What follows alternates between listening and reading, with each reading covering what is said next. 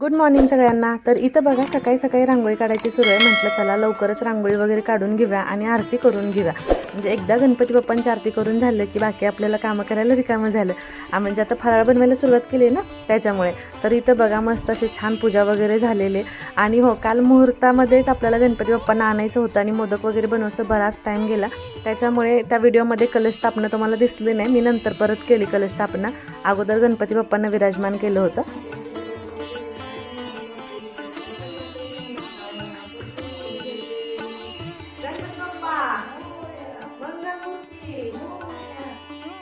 त्याच्यामुळे कालचा तुम्हाला व्हिडिओमध्ये कलश स्थापना किंवा फळं वगैरे ठेवलेली दिसली नव्हती। ते बाकी नंतर सगळं मी संध्याकाळी केलं आणि तुम्ही बघितलं की खूप सारी धावपळ सुरू होती त्याच्यामुळे।